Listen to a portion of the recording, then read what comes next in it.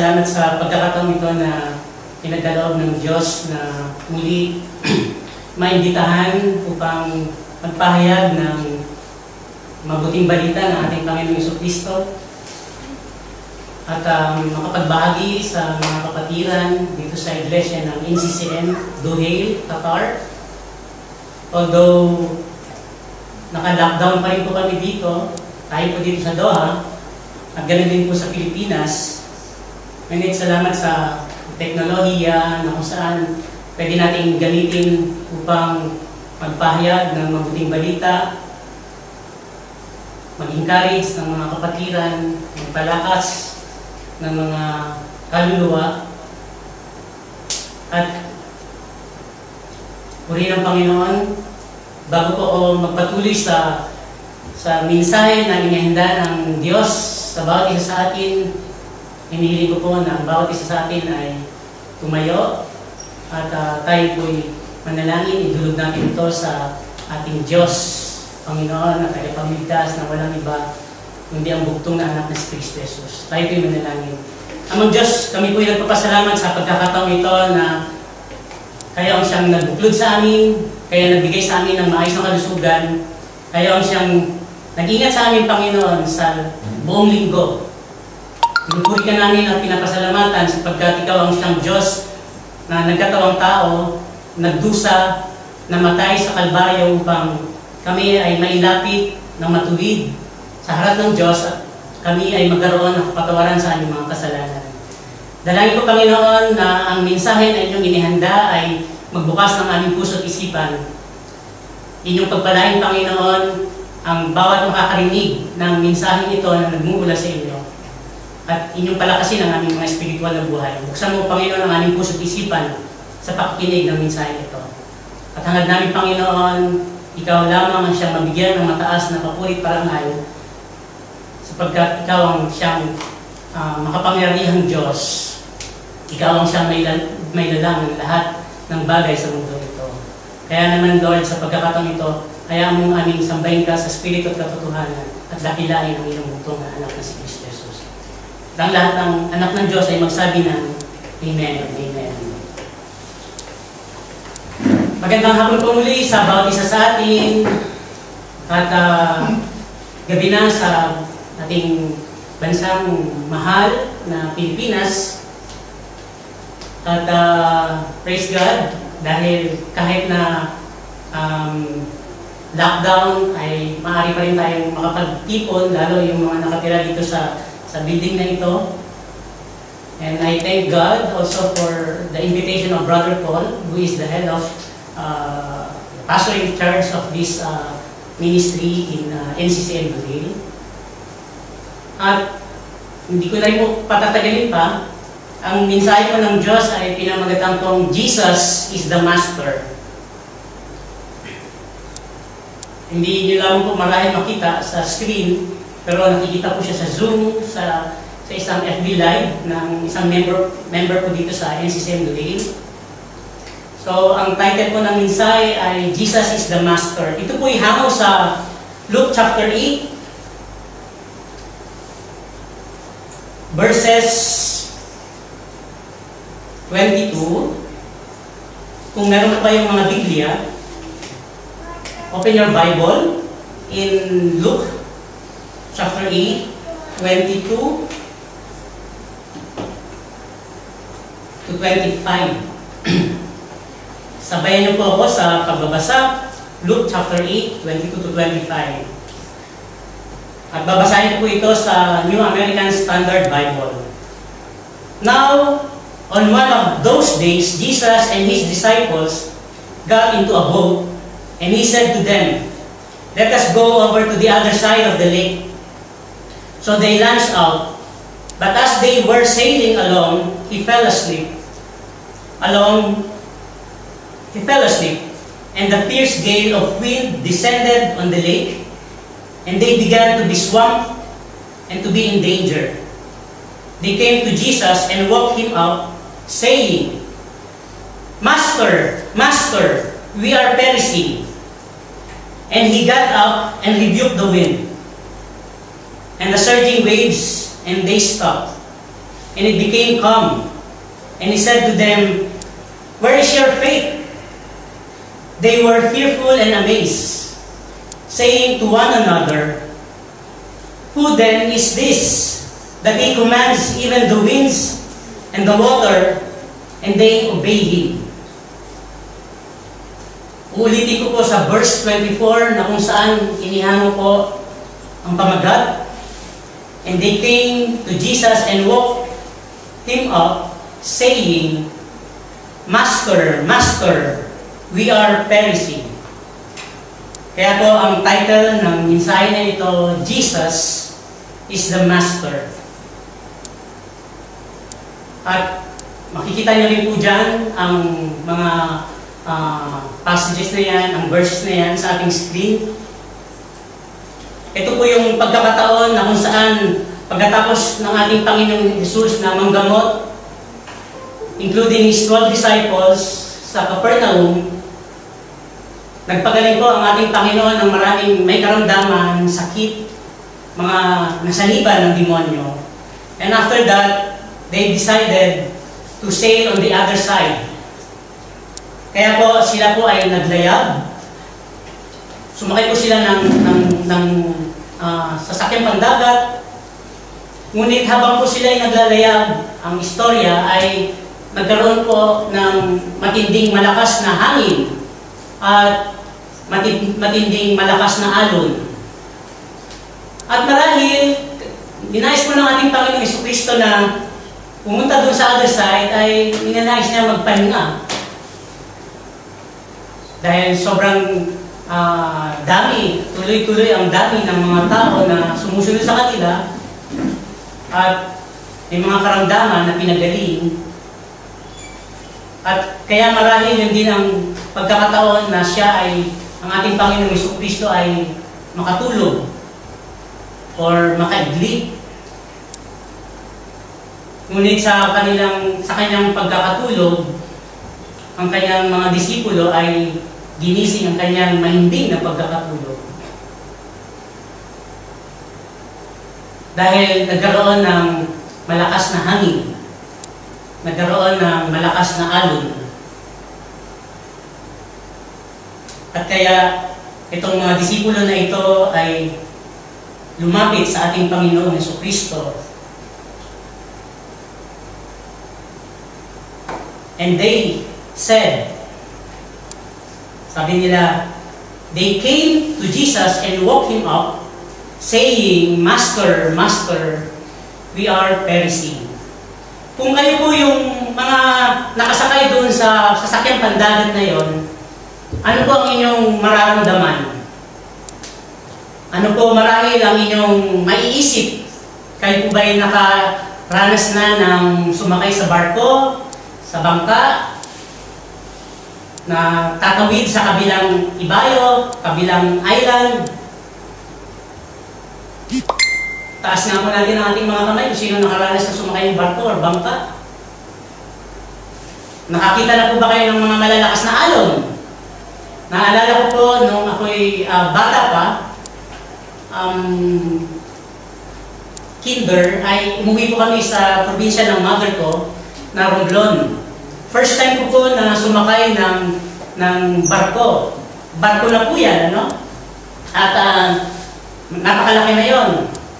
Hindi ko po makalimutan na ating gabi ay inabutan po kami, yung barko na yon, ng malakas na bagyo. At dahil siyempre yung mga bata, makakaramdam ka ng takot dahil nahihilo ka, malakas ang alon, napakalaking barko na sa Pilipinas, and yet mararamdaman mo yung alon, mararamdaman mo yung hilo dahil sumasalpok siya sa napakalakas na alon. At ganun din po ang pagkakataong ito sa istorya ng ating binasa ayon sa sulat ni Lucas. Although hindi siya ganun kalaking sasakyang pandagat, and the same thing, maaaring ganun ang kanilang mga pakiramdam. Sila'y nangagkatakot, sila'y nangamba. Kaya sa kanilang pagkatakot, pangangamba ay nilapitan nila ang ating Panginoong Jesucristo. At ginising na nila. Siguro, inisip nila na ayaw lamang nila na sila lamang yung makaranas ng ganong takot. Maaring nais din nilang, kung mawawala sila, then pareho nilang nakikita kung anong mangyayari sa kanila sa gitna ng dagat. At kaya po dito nagkaroon ng mga eksena ng mga sumunod. Gumising ang ating Panginoong Jesucristo sapagkat siya'y ginising ng kanyang mga disipulo. And in verse 24, he got up and rebuked the wind and the surging waves, and they stopped, and it became calm. At ang sabi ng mga disipulo, at ang sabi ng ating Panginoong Jesucristo sa verse 25, where is your faith? Nasaan ang inyong mga pananampalataya? They were fearful and amazed, saying to one another, who then is this, that he commands even the winds and the water, and they obey him? So, namangha sila. Yung kanilang pagkatakot, sila ay natakot, and at the same time sila ay namangha. Mga kapatid, ilang buwan na rin po na nararanasan natin ang pandemic. Ilang buwan na rin po na nararanasan natin na nakakulong lamang tayo sa kanya-kanya nating tirahan, mga flat, mga accommodation. Ilang buwan na rin po na wala tayong gawain sa loob ng iglesia at hindi tayo nakakapagtipon. Ilang buwan na rin po na limitado lamang ang ating mga nabibili. Marahil ang iba po sa atin ay hindi na nakakatanggap ng sahod. Nakakalungkot isipin na mas nakikita natin ang kahirapan sa ating bansang Pilipinas, sa ating mga kababayan, maaaring sa ating mga pamilya. At ang iba sa kanila ay bago mag-lockdown, nagkaroon ng panic buying. At hindi natin maikakaila na tayo man ay maaaring natakot dahil sa kumakalat na virus. At ang mensahe na ito ay maikukulit natin sa mga pangyayari. Maaaring ang iba sa atin ay natatakot mamatay. Ang mga disipulo, nagising sila dahil sa lakas ng hangin at alon na kanilang na-encounter sa kanilang paglalayag. Sila ay natakot. Tayo po ba ay natatakot na mamatay? Tayo po ba ay natatakot na mahawaan ng virus? Tayo po ba ay natatakot ng magutom? Kaya ang iba pa rin na ating mga kababayan ay naghahanap buhay. Nababasa natin na ang iba sa kanila ay mas nais pa nilang magtrabaho kaysa sa mamatay sa gutom. Hindi na nila inalintana ang virus na maaaring makapag-i-infect sa kanila, makapagdudulot, makapag-contaminate. Hindi rin natin sila masisi, mga kapatid. At katulad din po nito, ang mga disipulo sa kanilang paglalayag, sila'y natakot. Natakot na maaaring hindi sila makalagpas doon sa malakas na hangin at alon. Natakot sila na maaaring doon sila mamamatay sa gitna ng karagatan. At maaaring matakot na hindi na nila makakapiling ang kanilang mga mahal sa buhay. Natakot na maaaring doon na ang huling oras na sila ay mamamatay. Sa panahon po na ito ay marami pong mga kaisipan. Kitang-kita natin yan sa mga balita. At hindi natin maipagkakaila na kahit man tayong mga Kristiyano ay natatakot.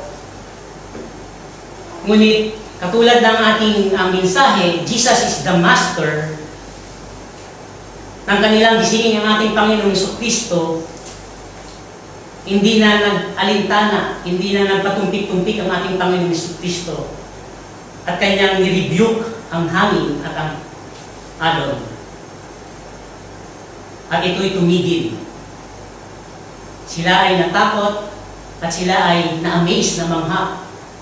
At nasabi nila sa kanilang sarili, sino itong taong ito na kahit ang malakas na hangin at alon ay sinunod siya. Ano po ang ating matututunan dito sa mensaheng ito, contextually? Dadali ko po kayo sa unang puntos. Sa istorya po ito, ating pong makikita na a powerless person who has no faith in Christ. Itong mga disipulo na ito, dahil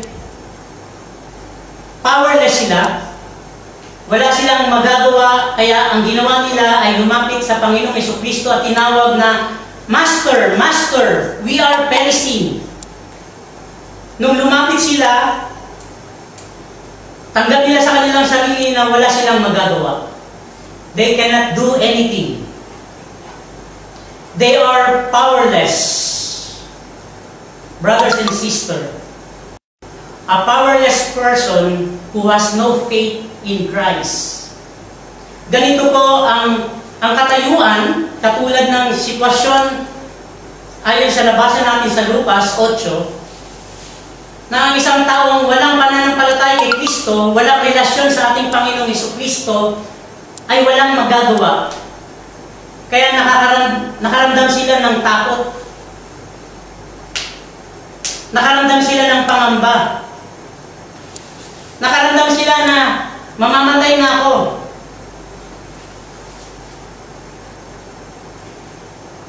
A powerless person who has no faith in Jesus Christ. Ganito ang mga walang relasyon, walang kinikilalang Diyos, walang kinikilalang Kristo sa kanilang buhay. Kaya kung ano-ano ang ginagawa nilang pamamaraan, ginagawa nilang way para hindi sila magutuman, hindi sila mamatay. They are powerless. Sino nga ba kasi ang pwedeng magpatigil ng malakas na hangin at malakas na alon sa dagat? Walang sino mang tao ang nakagawa nito. Walang sino mang magician na kilala nyo marahil na nakapagpatigil ng malakas na ulon, na unos. Imagine, mga kapatid, mga disipulo na ito ng ating Panginoong Jesucristo nung panahon na siya ay nabubuhay. And yet, because they couldn't do anything, they are powerless to stop the strong wind and strong waves. So they decided na gisingin ang ating Panginoong Jesucristo. Although kilala nila ang ating Panginoong Jesucristo, that's why they call Jesus as Master. Sabi nga nila, Master, Master, we are perishing.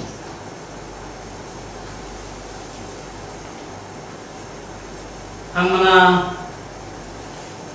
hindi kumikilala sa ating Panginoong Jesucristo at hindi nagsisampalataya ay walang kapangyarihan, walang magagawa na iligtas nila ang kanilang buhay. Ganon katindi ang epekto ng isang taong walang pananampalataya kay Kristo. We cannot change our lives. We cannot do anything. Kahit pa man ang mga sitwasyon natin sa mundong ito, wala tayong magagawa. Kung ang mga Kristiyano ay umaasa lamang kay Kristo, And how much more yung mga taong walang Kristo sa buhay. So wala silang magagawa. Hindi nila kayang baguhin ang kanilang present situation o ang kanilang buhay. And that's why they are powerless. They are powerless person, human being who has no faith in Jesus Christ.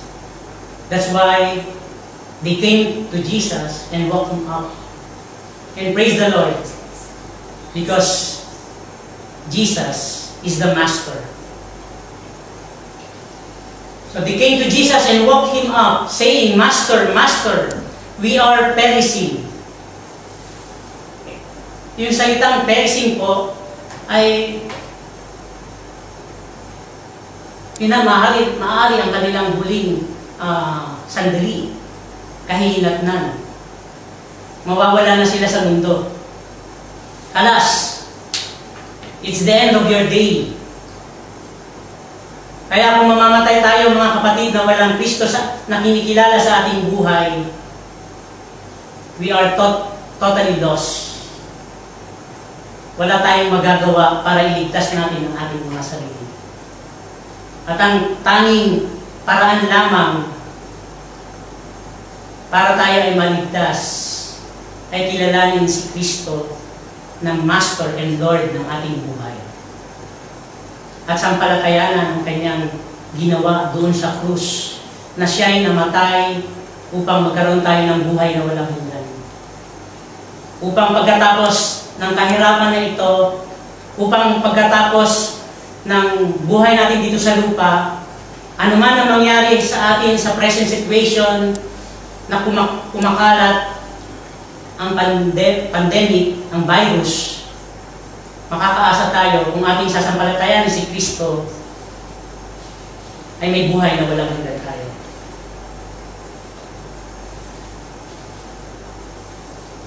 They are powerless while they are perishing. Wala silang magawa habang sila ay humaharap sa malakas na hangin, malakas na unos, malakas na alon sa gitna ng karagatan. They are powerless. Nakikita nila ang kanilang mga sarili na maaaring doon na ang kanilang mga huling buhay. Doon na ang kanilang kamatayan. Because they are powerless while they are perishing, they are depraved. That's why those people who are powerless are those people na walang pananampalataya sa bugtong na anak. And that's why they are depraved. They are corrupt. Wala silang Diyos. Hindi nila kinikilala, hindi nila kinakatakutan. Hindi sila sumasampalataya kay Kristo Jesus. Because they are powerless. They are depraved. And they are for destruction.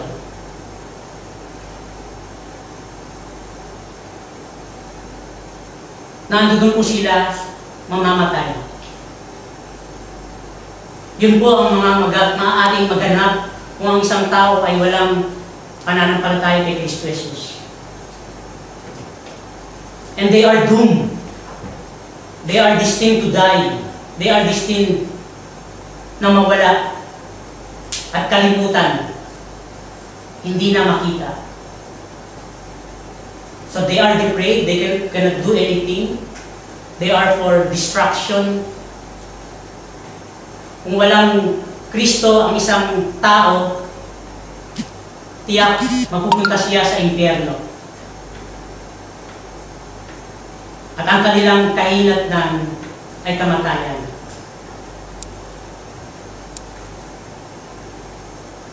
In verse 25, and he said to them, "Where is your faith?" Disipulo na ng ating Panginoon Jesucristo, and yet sinabi niya, "Where is your faith?"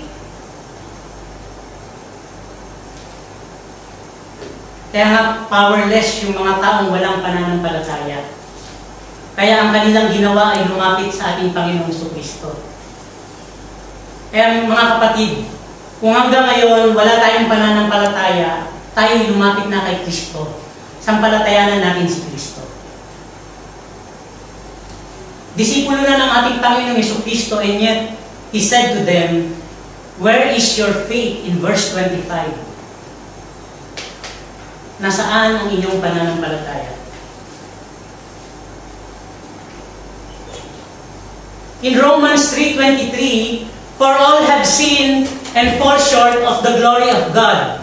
Sabi po dito sa sulat ni Pablo sa Roma 3:23, ang lahat daw ng tao ay nagkasala at hindi nakarating sa kalwalhatian ng Diyos. So walang nilalang sa mundong ito na hindi makasalanan, hindi nagkasala, maliban sa ating Panginoong Jesucristo. Ibig sabihin, powerless na ang tao. Destined na siya to perish. Destined na siya for destruction. Wala na siyang kakayahan, depraved na siya. Papunta pa sila sa destruction, sa damnation, sapagkat they fall short of the glory of God. At ang lahat ng tao ay nagkasala at walang tumalima sa Diyos. Walang humanap sa Diyos.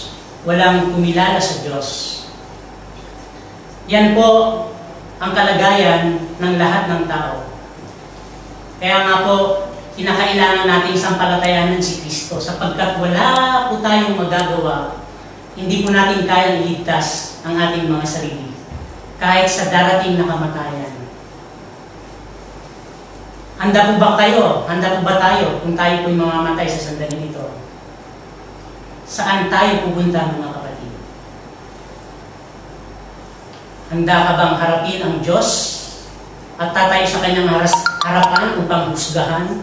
Kung ikaw ba ay may buhay na walang hanggan na makakapiling niya, nakasama niya, o ikaw ba ay patungo sa impyerno na kung saan yung mga naroroon ay ang mga walang kinikilalang Kristo, hindi nagsisampalataya at hindi sumunod sa ating Panginoong Jesucristo.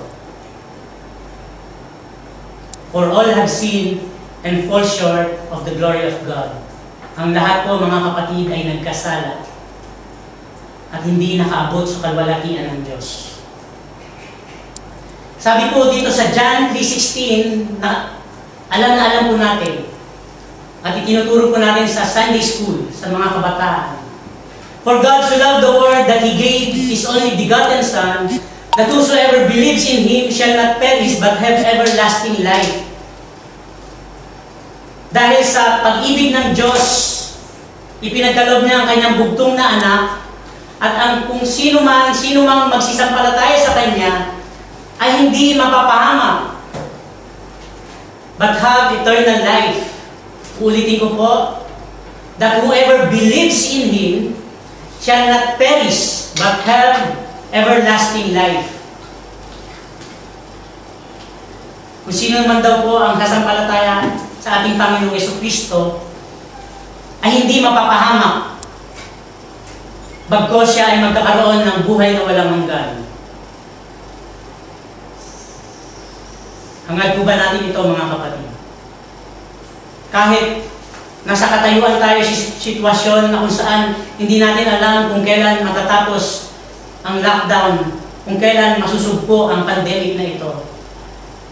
Maaring ayaw naman natin dumala pa, pero hindi natin alam kung ano ang kalooban ng Diyos. Hihintayin pa ba natin na tayo ay mahawakan? Hihintayin pa ba natin na tayo ay magkasakit, dalhin sa ospital? Hihintayin pa ba natin na tayo ay mahimlay sa karamdaman? At kung kailan naghihingalo na saka tayo sasampalataya at tatawag sa Diyos? Habang may panahon pa, kapatid, lalo sa pagkakataon ito, sa sitwasyon na ito, na hindi natin alam kung hanggang kailan tatagal ang pandemic na ito. Hindi natin alam kung ano ang mangyayari sa mundong ito. Handa ba tayong magkaroon ng buhay na walang hanggan? Kinakailangan lamang nating sampalatayanan si Jesus bilang Panginoon at tagapagligtas. Kilalanin ang kanyang ginawa doon sa krus ng Kalbaryo at magkakaroon tayo ng kapatawaran sa ating Panginoon, sa ating mga kasalanan at magkakaroon ng buhay na walang hanggan. Pangalawang puntos, a powerful storm but slave of Christ. Ulitin ko po, a powerful storm but slave of Christ. Because Jesus is the master, even the wind and the waves obeyed Him. Nakakamangha, hindi po ba? Ang hindi kontrolado ng isang tao, hindi magagawang kontrolin ng sino man, ay pinatigil ng ating Panginoong Hesus. Kaya namangha ang mga disipulo, who is this that even the winds and the waves obeyed Him? But the truth, because Jesus is the master, even a powerful storm, and still they are slave of Jesus Christ. He can control. He can stop. He can command the strong winds and the surging waves. He can command everything because He is the master. So a powerful storm, but slave of Christ. Kaya sa verse 24, and He got up and rebuked the wind and surging waves, and they stopped, and it became calm. Jesus rebuked the strong wind and waves. Walang mahirap na hindi kayang gawin ng ating Panginoong Jesucristo. Amen po ba? Walang imposible sa ating Panginoong Jesucristo. Kung walang magagawa ang tao because we are powerless, but Jesus can stop and rebuke the strong winds, the surging waves, the storm.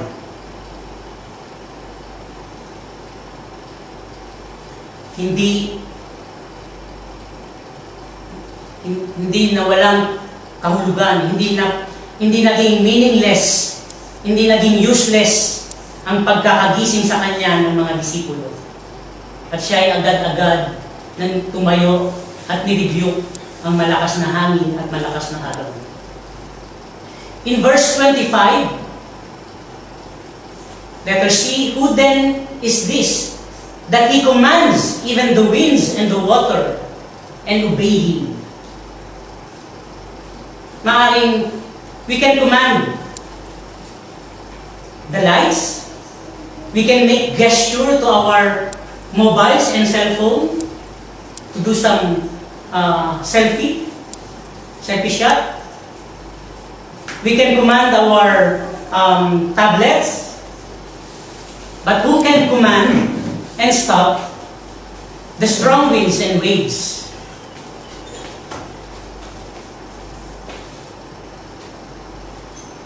No one.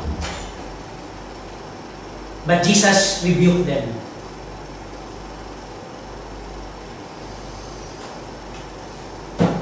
So, bakit ka mangangamba? Bakit tayo mangangamba, mga kapatid? Sa pandemic na ito, sa sitwasyon natin ngayon, kung ang ating Panginoong Jesucristo ay napatigil na ang malakas na hangin at napakalakas na alon, nagngangalit na alon. Kaya nga, yung unang puntos natin, kung wala tayong Kristo, then we are powerless and we cannot do anything. But if we have Christ, because Jesus is the Master, He is the only person na nakapagpatigil ng malakas na hangin at alon. Kaya napakahalaga mga kapatid, kahit naman sa pagkakataon ito, na atin siyang sampalatayanan. Siya lamang ang maaaring makapagligtas sa tao. Siya lamang ang maaaring makapagpatigil ng pagkalat ng COVID-19. Maaaring gagamitin lamang niya ang mga scientists, mga doktor, pero siya lamang ang makakapagpagaling, makakapagligtas, makakapagbigay sa atin ng buhay na walang hanggan. Are you with me, brothers and sisters? So, bakit tayo nangangamba? Bakit tayo matatakot? Bakit tayo mag-aalala? Katulad ng istoryang ito, na napaka-imposible na patigilin ang hangin, ang bagyo, ang unos, ang malakas na alon. Patigilin na sila ay malunod. Patigilin na sila ay masira ang kanilang sinasakyang pandagat.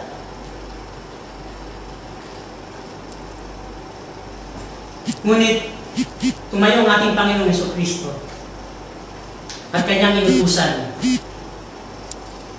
Nirebuke niya. Maalala ninyo si Pastor Tibuloy na minsan ginagawang katawa-tawa ang mga bagay-bagay na nangyayari. O nagkaroon ng lindol sa Pilipinas dahil accidentally daw kanyang napindot. Nagkalat ngayon ng maraming infected na at marami nang namamatay sa buong mundo. Anong kaya ang kanyang masasabi na naman? Baka pinahintulutan niya dahil sinasabi niya na siya daw ay Son of God. Kayo po ba ay naniniwala sa Kanya? O mas maniniwala kayo sa ating Panginoong Jesucristo na may katibayan na ating nabasa, katulad sa istorya ng ating nabasa? Na kahit ang imposibleng bagay, panahon, nature, ay Kanyang slave because He is the Master. Slave lamang niya ang mga bagay na ito. Siya pa rin ang Master. Kaya dapat ang focus natin na kay Kristo. Sampalatayanan natin si Kristo. Wala dapat tayong kinakatakutan. Kung tayo ay may pananampalataya, so be it. Kung ito yung oras mo na, oras mo na. Pero matakot ka kapatid, kung hanggang ngayon ay wala kang pananampalataya kay Kristo Jesus. Wala ka nang magagawa. Wala tayong magagawa kung wala tayong pananampalataya sa Panginoon Jesus. Kaya kapahamakan ang kahantungan ng bawat isa sa atin. Pangatlong puntos, the power of Christ. Makikita sa istorya, kitang-kita na ang kapangyarihan ng ating Panginoong Jesucristo. Yung point number 1, powerless person who has no faith. At ano yung pangalawa?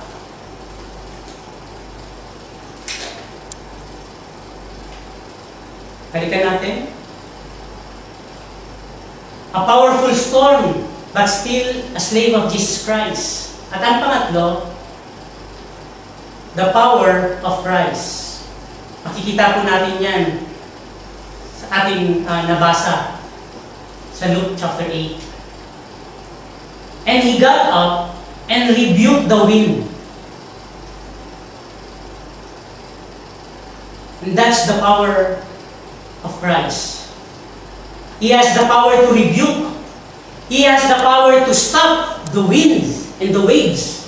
It is not Pastor Tibuloy, but it is Jesus Christ. Because He is the Master.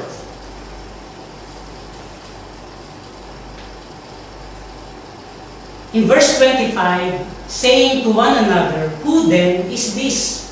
Kaya ang sabi ng mga disipulo, sino ito? That he commands even the winds and the water, and they obey Him. Sino ang taong ito? But this is not Pastor Tibuloy. This is Jesus Christ, brothers and sisters. Huwag nating linlangin ang ating mga sarili. Ang makakagawa lamang niyan ay walang iba kundi yung Master at walang iba kundi ang ating Panginoon Kristo. So we can see the power of Jesus Christ. Tinignan ko sa Greek language. That's why I'm using King James Version most of the time kapag gumagawa ko ng mensahe. Yung salitang master is epistates, is one of the title applied to Jesus Christ. So isa po ito sa mga katawagan sa ating Panginoong Jesucristo, meaning teacher, a chief, or a commander. Alam nila na ang ating Panginoong Jesucristo ng mga disipulo na guro. Pero ang isa sa mga pakahulugan is a chief or a commander. And that's why Jesus is the master.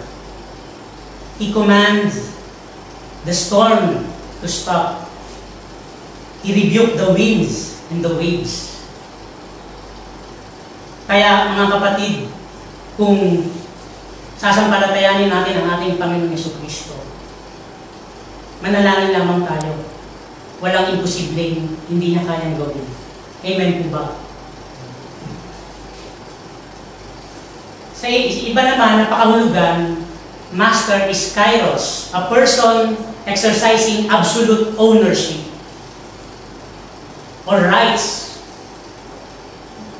Lord, kaya tinawag siyang Lord, kaya tinawag ang ating Panginoong Jesucristo na Jesus is Lord because He is kairos. That's why He exercised absolute ownership and rights.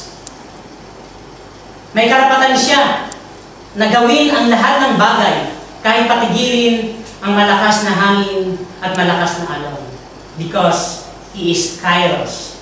He is Master. Jesus is the Master. Siya yung may karapatan sapagkat siya yung manlilikha. Siya yung nagmamay-ari ng buong sanlibutan. Siya ang nagmamay-ari ng lahat ng ating nakikita dito sa lupa. Kaya naman, pwede niyang gawin ang lahat ng bagay nang naayon sa kanyang kalooban. Even to stop the pandemic, this pandemic, He can do, brothers and sisters. He can do that. Kaya walang imposible sa Panginoon. Ang iba pang pakahulugan, the master is the one who appoints. Ulitin ko po, the master is the one who appoints. Jesus is supreme. Siya yung supremo. Jesus is the head and owner of all things. Siya yung nagmamay-ari ng lahat ng bagay. And that is why in John chapter 1:3, Colossians chapter 1:15 to 18, Jesus is Lord of all. Kaya nga ang tawag sa ating Panginoong Jesucristo, He is Lord of all. Siya ang nagmamay-ari, may karapatan, siya yung chief, siya yung commander, siya yung supreme, siya yung nagtatalaga ng lahat ng bagay. Because Jesus is Lord. That's why Jesus is the Master.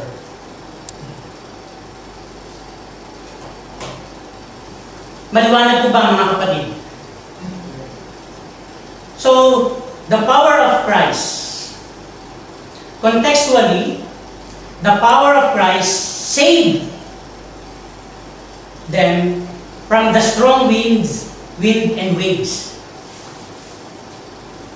So, ang kapangyarihan ng ating Panginoong Jesucristo, because Jesus is the Master, He is the Master, He is supreme, He is the chief, He is the commander, and He owns everything. And because of the power of Jesus Christ, saved them from the strong wind and waves. And because of the power of Christ, saved them from more damages. Hindi na lumubog ang kanilang sinasakyan.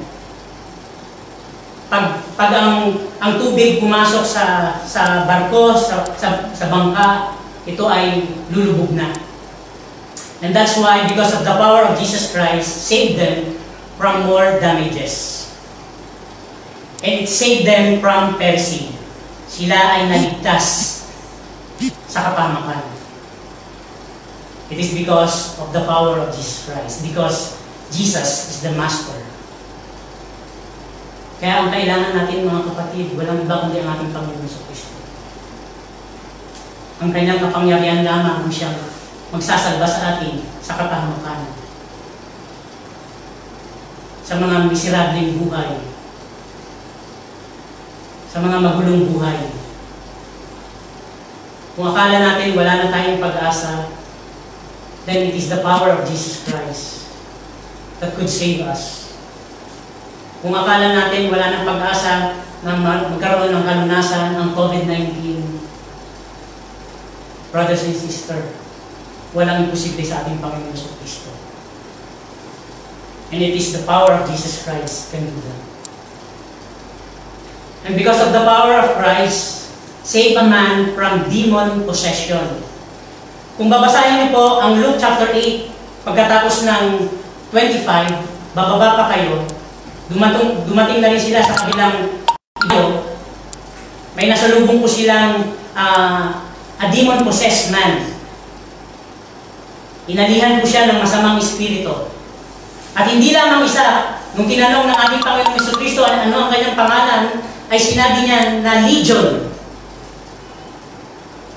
So it is the power of Christ that saved this man from demon possession in verse 26 to 39.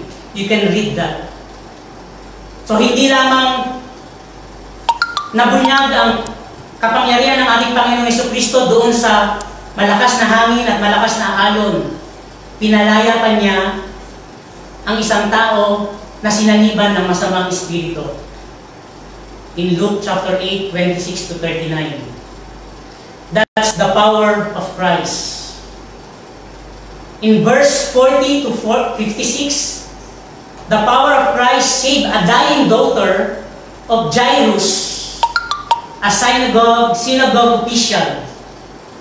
Hindi lamang ang sinaniban ng demonyo ang napalaya sa pamamagitan ng kapangyarihan ng ating Panginoon Jesucristo, kundi ang anak pa ng isang opisyal sa sinagoga, ang anak ni Jairus na may karamdaman. Ito ay gumaling at nabuhay. Kaya, kung tayo ay may mga karamdaman, mga kapatid, lumapit tayo sa ating Panginoong Jesucristo. Sapagkat kayang-kaya niyang pagalingin ang anumang karamdaman sa ating mga pisikal na katawan. Amen?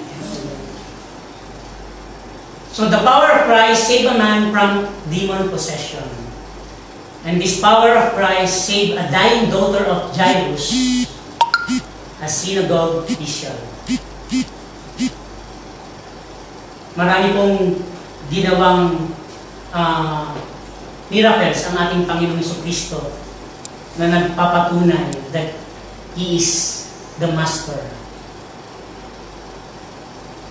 That He has a power to heal and rebuke the wind and waves. So the power of Christ, mababasa po natin sa Romans chapter 1, verse 16. Of course, yung istorya ng ating tinalakay ay matagal ng panahon at wala na ang ating Panginoong Jesucristo. But in Romans 1, chapter 16, the power of Christ is no other than the gospel of Jesus Christ. For I am not ashamed of the gospel, for it is the power of God for salvation to everyone who believes, to the Jews first, and also to the Greek. It is the power of Christ, the gospel, the life, death, and resurrection of Christ, ang siyang magbibigay sa atin ng buhay na walang hanggan. Ito ang magsasalba sa atin mula sa kapahamakan. Ito ang magsasalba sa atin sa impyerno. Ito ang magsasalba sa atin sa damnation, mga kapatid. So, I am not ashamed, sabi ni Pablo, of the gospel, for it is the power of God for salvation to everyone. Hangad po ng ating Panginoong Jesucristo na ang lahat ay magkaroon ng kaligtasan. Kaya nga, patuloy na lumalaganap, patuloy natin ipinapahayag ang mabuting balita patungkol sa ating Panginoong Jesucristo. Kahit pa man sa pagkakataong ito ng pandemic, na hindi natin alam kung ano ang mangyayari. Kaya atin siyang sampalatayanan. Because this is the power of God for salvation to everyone, na kung sino man ang siyang mananampalataya ay maliligtas. Amen, brothers and sisters? This is the power of Christ, the gospel, that will save us from sin and death. Dahil kung patuloy tayong nasa kasalanan, we are powerless, brothers and sisters. Katulad ng unang puntos natin. Because we are powerless, then we will perish, brothers and sisters. We are doomed. Papunta tayo sa distraction, papunta tayo sa kapahamakan. Papunta tayo doon sa malayo sa presensya ng Diyos. Kaya, this is the power of Christ, the gospel, sa mga pagkakataon ngayon, upang ang lahat ng sino mga magsisampalataya ang magkaroon ng buhay na walang hanggan at hindi mapapahamak. And this power of Christ will save us from damnation. Kaya napakahalaga, habang may pagkakataon, ating sampalatayanan si Kristo Jesus. He is our Master. Jesus is Lord of all.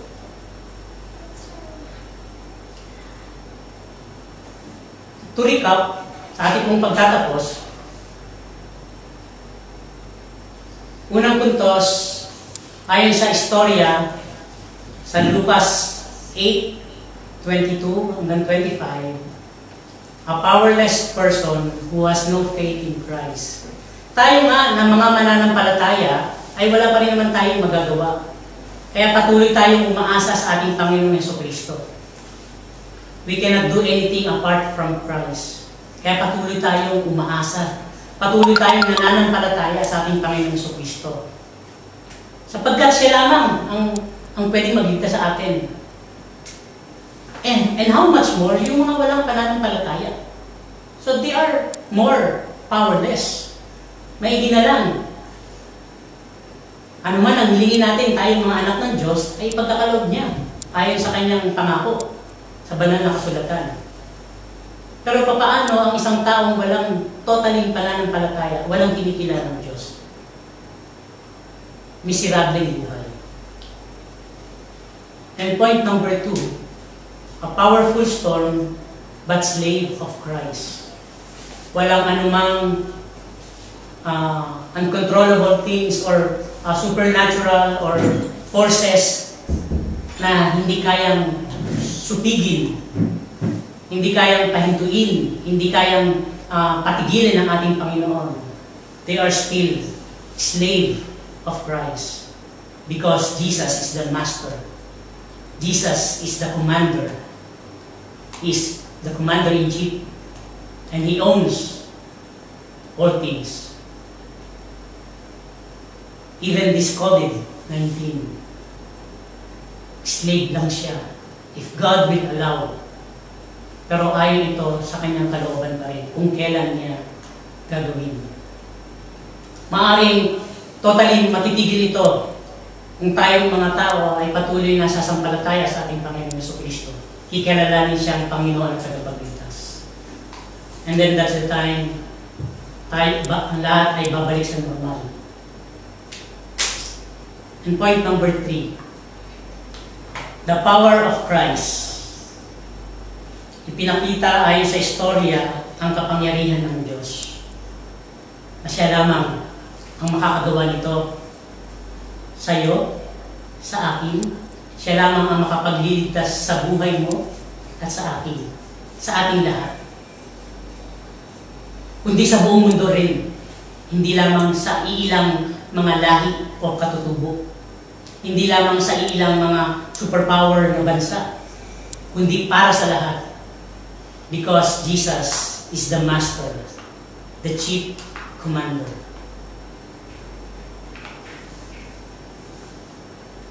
Kaya mga kapatid, ating alalahanin ang ating mga katayuan, kalagayan sa pagkakataong ito, kahit naman nasa panahon tayo ng pandemic.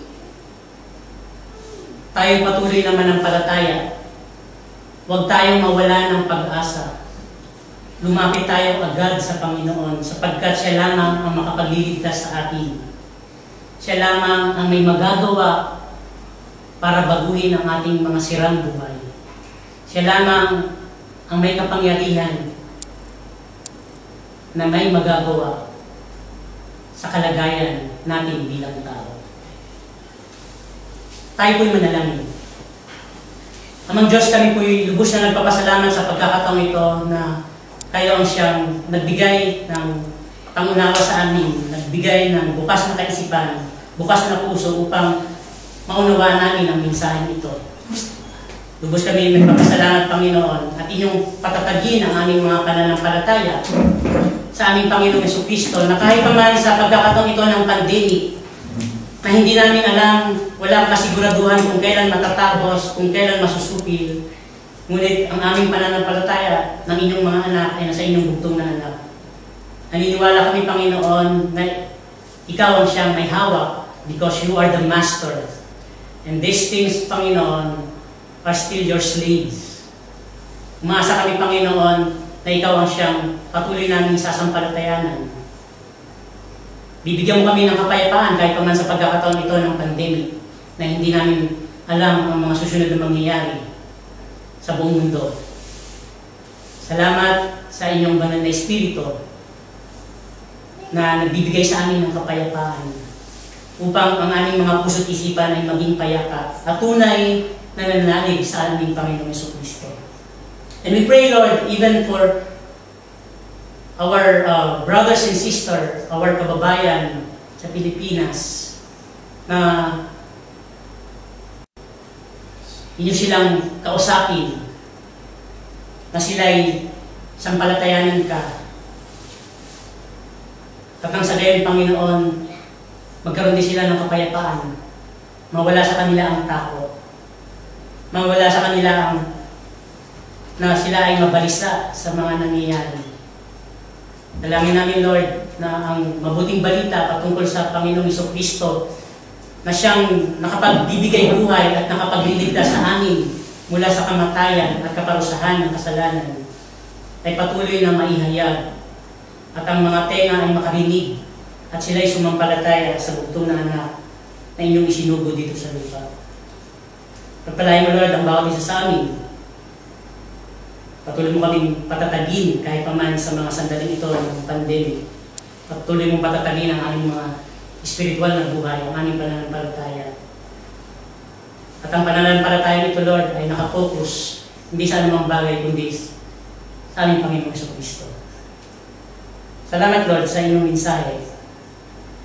Ikaw ang patuloy naming papupurihan at itataas at sinasamba. At ang lahat na pinagpala ng anak ng Diyos ay magsabi ng Amen.